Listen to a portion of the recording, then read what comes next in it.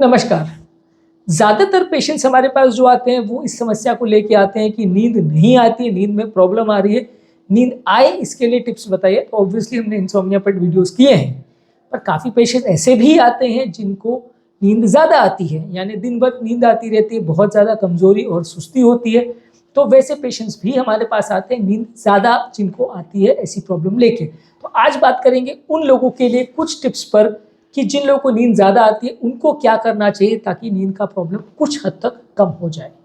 Topic पर जाने से पहले जो लोग हमारे चैनल पर नए हैं उन्हें रिक्वेस्ट करूंगा कि चैनल को सब्सक्राइब करें, वीडियोस को लाइक और शेयर करें। अगर आपको दिन भर सुस्ती आती है तो उसके लिए ज़रूरी है कि जो टाइम आप सो रहे हैं उसमें आपको प्रॉपर नींद चाहिए, अच्छी नींद चाहिए। यदि आप पूरी रात को प्रॉपर नहीं सोएंगे तो बाकी टाइम आपको डेफिनेटली ज़्यादा नींद आती रहेगी। तो इसलिए आपको इनफ और एडिक्वेट स्लीप और अच्छी स्लीप होना ज़रूरी है।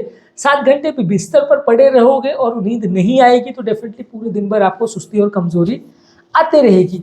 तो आपके लिए ज़रूरी है कि जो टाइम आप बेड पर स्पेंड कर रहे हो वो एक तो सफिशिएंट होना चाहिए।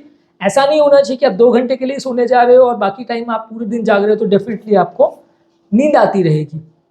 आपको 7 से 9 घंटे के बीच का स्लीप लेना चाहिए और वो टाइम पे स्लीप की क्वालिटी अच्छी होनी चाहिए। आपको ऐसा नहीं होना चाहिए कि हर आधे घंटे में 1 घंटे में आपकी नींद खुल रही है, आप बीच में 2 घंटे मोबाइल पर भी बैठे हो, आधा घंटा आप चल फिर भी रहे हो, कुछ खा के भी आ रहे हो और 4 बार यूरिन के लिए भी चले गए, उसके बाद आपको उतने ही घंटे आप अगर सो रहे हो तो डेफिनेटली आपको अगले दिन नींद ज़्यादा आएगी।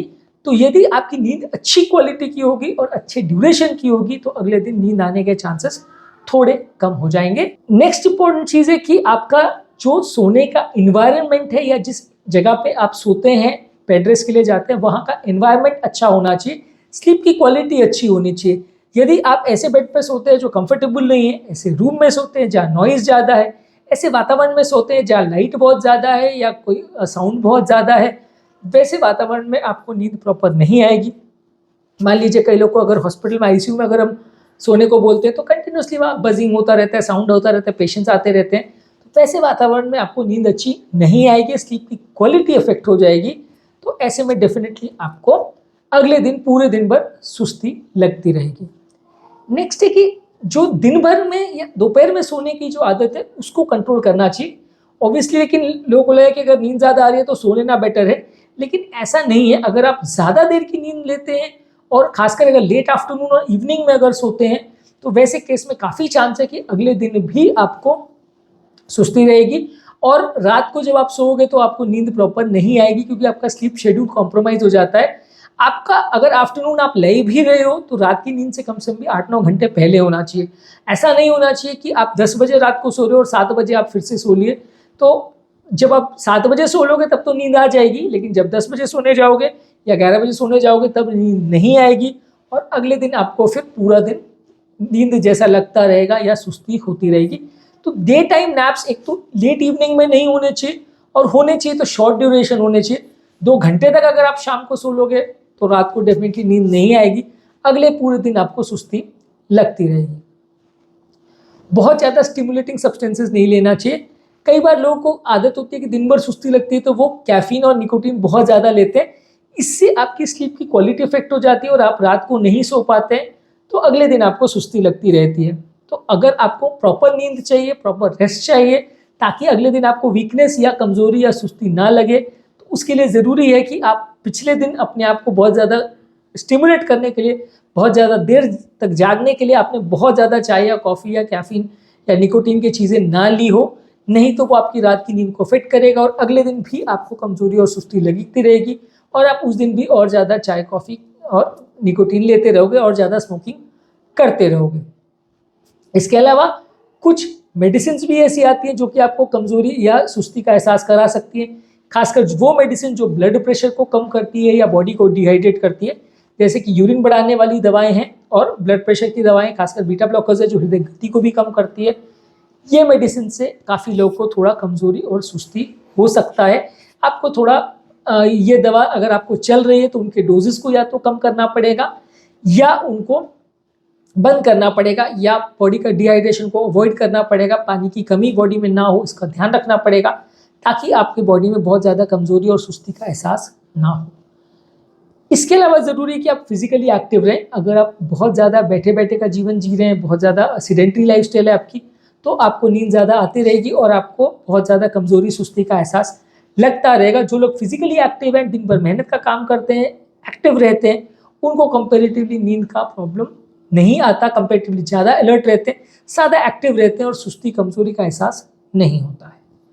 स्ट्रेस भी एक इम्पॉर्टेंट प्रॉब्लम है। जो लोग को बहुत ज़्यादा मेंटल स्ट्रेस होता है, वो लोग भी कई बार नींद प्रॉपर नहीं ले पाते हैं। अगर आपका मेंटल स्ट्रेस बहुत ज़्यादा है तो आपको दिमाग को वो थका देगा, बहुत ज़्यादा सुस्त कर देगा, शिथिल कर देगा, काम करने नहीं देगा। ये स्ट्रेस हार्मोन्स आपकी नींद को भी अफेक्ट करते हैं, तो अगले दिन आपको काम करने में भी इसमें परेशानी होती है। तो इसलिए आपको ज़रूरी है कि आपकी नींद प्रॉपर हो। इसके लिए ज़रूरी है कि दिमाग में स्ट्रेस बहुत ज़्यादा नहीं हो, बहुत ज़्यादा चिंता या परेशानी ना हो। चिंता परेशानी को कम करने के लिए मेडिसिन भी आप ले सकते हैं, लेकिन आपको बहुत ज़्यादा स्ट्रेस नहीं होना चाहिए। योगा, मेडिटेशन, प्राणायाम, डीप ब्रीदिंग एक्सरसाइज, ये सब करके आप अपने स्ट्रेस को कम कर सकते हैं। मेडिसिन भी यूज़ कर सकते हैं, लेकिन मेडिसिन के फिर ज़्यादा सुस्ती होने के साइड इफ़ेक्ट्स हो सकते हैं।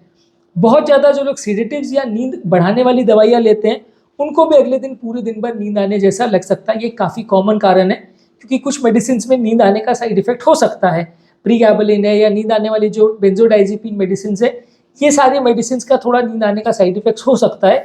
कुछ और मेडिसिन है जो मस्कुलर पेन के लिए हम देते हैं, जैसे एमिट्रिप्टिलिन है, डुलोक्सिटिन है, ये मेडिसिन से भी थोड़ा नींद ज़्यादा आ सकती है। तो ज़्यादातर साइकेट्रिक मेडिसिन, मसल पेन की मेडिसिन और नींद वाली मेडिसिन आपको पूरे दिन भर कमज़ोर और शिथिल बना सकती है, क्योंकि हर व्यक्ति का इसका टॉलरेंस अलग रहता है।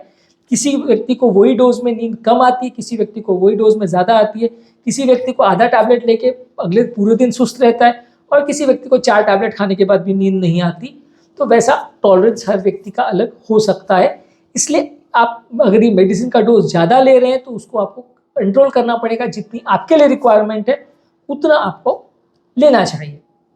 इसके अलावा काम के बीच में थोड़ा थोड़ा ब्रेक्स लीजिए। अगर आप कंटिन्यूसली काम करते रहते हो तो आपका मन भी थक जाता है, बॉडी भी थक जाती है, आप उतना लंबे समय तक काम नहीं कर पाते। तो आपको थोड़ा बीच बीच में काम में ब्रेक्स लेना चाहिए। ये ब्रेक्स लेने से आपका थोड़ा सा मन रिलैक्स होगा और आपको थोड़ा बहुत ज़्यादा कमज़ोरी या सुस्ती का एहसास नहीं होगा। इसके अलावा डाइट को प्रॉपरली मैनेज करिए। अगर आपने बहुत हेवी खाना खाया हो तो आपने हमेशा देखा होगा कि बहुत हेवी खाना खाने के बाद आपको नींद ज़्यादा आती है। ऐसा होने का कारण ये है कि जब आप हेवी खाना खा लेते हो तो बॉडी को सारा ब्लड उस तरफ पेट में डाइवर्ट करना पड़ता है उस खाने को पचाने के लिए, और उस समय जब आप बहुत ज़्यादा खाना खा लेते हो तो ये ब्लड जो है हार्ट से, ब्रेन से, सब जगह से डाइवर्ट होकर पेट की तरफ चला जाता है, जिसकी वजह से ब्रेन को ब्लड सप्लाई कम मिलता है, इसलिए आपको नींद ज़्यादा आती है। इसलिए आपने हमेशा देखा होगा कि बहुत ज़्यादा हेवी या फैटी खाना खाने के बाद आपको कई घंटे तक नींद आती रहती है, काम आप नहीं कर पाते। तो खाने को प्रॉपरली ऑप्टिमाइज करिए, खाना कम रखिए और खासकर काम के बीच में खाना बहुत थोड़ा सा ही ले तो ज़्यादा अच्छा है। इसके अलावा नेचुरल लाइट का एक्सपोजर प्रॉपर होना चाहिए। जो लोग बहुत बंद बंद कमरों में रहते हैं उनको नेचुरल लाइट या नेचुरल धूप नहीं मिलती है। बंद कमरों में रहने वालों को भी अक्सर बहुत ज़्यादा सुस्ती और कमज़ोरी लगती है। तो नेचुरल लाइट का अगर बॉडी को एक्सपोजर होगा तो ये भी आपके टाइम बैलेंस और मेंटल क्लॉक को, टाइम के क्लॉक को, स्लीप के क्लॉक को एडजस्ट करने के लिए ये बहुत ज़रूरी है। तो इससे भी आपका मेंटल बैलेंस ठीक रहेगा और नींद का आपका प्रॉब्लम कंपेरेटिवली थोड़ा कम रहेगा। नेक्स्ट है कि सोने से पहले या दिन भर में आपका जो मोबाइल के स्क्रीन का एक्सपोजर है, खासकर ब्लू लाइट का जो एक्सपोजर है, उसको कम रखिए। जो लोग काफ़ी लंबे समय तक मोबाइल पर टाइम स्पेंड करते हैं या मोबाइल पर स्क्रीन पर देखते रहते हैं, बैठे रहते हैं उस पर, उनको भी बहुत ज़्यादा नींद आने का प्रॉब्लम होता है। दिन भर उनको कमज़ोरी या सुस्ती रहती है, नींद प्रॉपर नहीं हो पाती है। तो एक तरह से देखा जाए कि जो भी फैक्टर्स आपकी रात की नींद को अफेक्ट कर रहे हैं वो आपके अगले दिन के परफॉर्मेंस को अफेक्ट करेंगे। रात को अगर नींद प्रॉपर नहीं हो पाएगी, चाहे वो दिन में आपने सो लिया हो या आपने कोई ऐसी दवा ले ली हो या आपने बहुत ज़्यादा कुछ खाना खा लिया हो, कोई भी कारण से आपकी अगर रात की नींद अफेक्ट हो रही है, कोई चाय कॉफ़ी की वजह से, कोई स्मोकिंग की वजह से, कोई व्यसन की वजह से, तो वो आपको नेक्स्ट मॉर्निंग बहुत ज़्यादा सुस्ती का एहसास कराएगी। नेक्स्ट इंपॉर्टेंट चीज़ है कि रात को सोते समय अल्कोहल नहीं लेना चाहिए। अल्कोहल आपकी स्लीप हैबिट्स को अफेक्ट करता है, रात को आपकी नींद की क्वालिटी को अफेक्ट करता है और उसके अलावा आपके दिन भर आपको कंपेरेटिवली वो लेथार्जिक या कमज़ोरी का एहसास कराएगा। तो आपको सुस्ती या कमज़ोरी का एहसास पूरे दिन भर लगता रहेगा यदि आप सोने से पहले ज़्यादा अल्कोहल लेते हैं तो। इसके अलावा बीच बीच में जब आप दिन भर में काम कर रहे हो तो एक छोटा पावर नैप ले सकते हैं, शॉर्ट पावर नैप ले सकते हैं, पर ये पावर नैप कई घंटों का नहीं होना चाहिए, आधा घंटा या मैक्सिमम 15-20 मिनट का होना चाहिए, जिसमें आप तुरंत सो जाएं, तुरंत उठ जाएं, तो इससे आपका थोड़ा माइंड रिलैक्स हो जाएगा।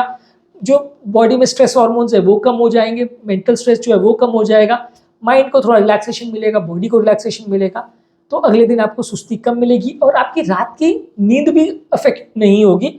आप उस दिन भी ऐसा नहीं है कि आपने जिस दिन 15 मिनट का पावर नैप ले लिया तो रात को उसके बदले नींद नहीं आएगी। तो शॉर्ट ड्यूरेशन का पावर नैप अगर आप ले रहे हैं तो आपको उससे फ़ायदा मिलेगा। इसके अलावा ज़रूरी है कि अगर आपको कोई ऐसी बीमारी है जो आपकी नींद को अफेक्ट करती है, जैसे कि स्लीप एपनिया या नार्कोलेप्सी।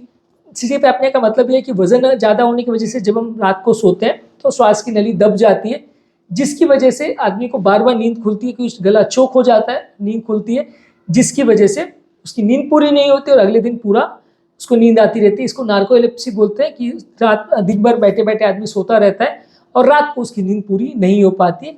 इस तरह की अगर जिनको भी बीमारी है तो उनको नींद प्रॉपर नहीं हो पाती रात को और दिन भर सुस्ती का, कमजोरी का एहसास होता है। अभी तक हमने कुछ इंपॉर्टेंट पॉइंट्स पर बात की, पर टॉपिक लेंदी हो रहा है, इसलिए बाकी के पॉइंट्स को हम अगले वीडियो में डिस्कस करेंगे। पार्ट 2 में कुछ और 10-15 पॉइंट्स है जिस पर आप फोकस कर सकते हैं यदि आपको नींद ज़्यादा आने का प्रॉब्लम है।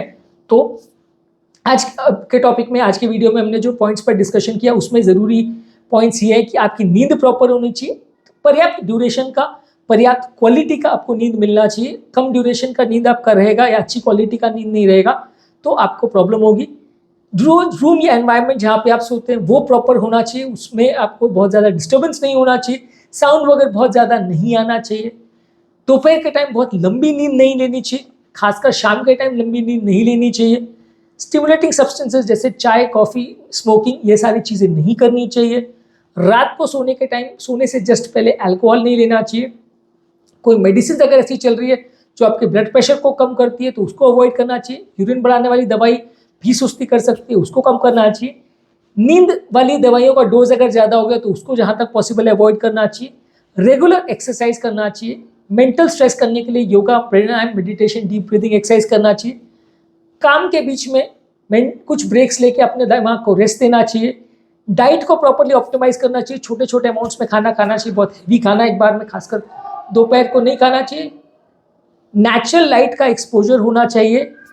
रात को स्क्रीन का टाइम नहीं होना चाहिए, बहुत ज़्यादा मोबाइल पर टाइम स्पेंड मत करिए जब आप रात को सोने को जा रहे हैं। सोने से पहले अल्कोहल मत लीजिए। छोटा सा पावर नैप दोपहर को ले सकते हैं 10-15 मिनट, आधे घंटे का। और यदि आपको कोई बीमारी है जो आपकी नींद को अफेक्ट कर रही है तो उसको एड्रेस करिए, उसको ट्रीट करिए। इसके अलावा बाकी पॉइंट्स को हम नेक्स्ट वीडियो में डिस्कस करेंगे। उम्मीद करेंगे कि आज के वीडियो में आपको कुछ पॉइंट्स अच्छे मिले होंगे जो आपकी मदद करेंगे यदि आपको बहुत ज़्यादा सुस्ती और कमजोरी का प्रॉब्लम हो रहा है। टॉपिक एंड करने से पहले जो लोग हमारे चैनल पर नए हैं उन्हें रिक्वेस्ट करूँगा कि चैनल को सब्सक्राइब करें, वीडियोज़ को लाइक और शेयर करें।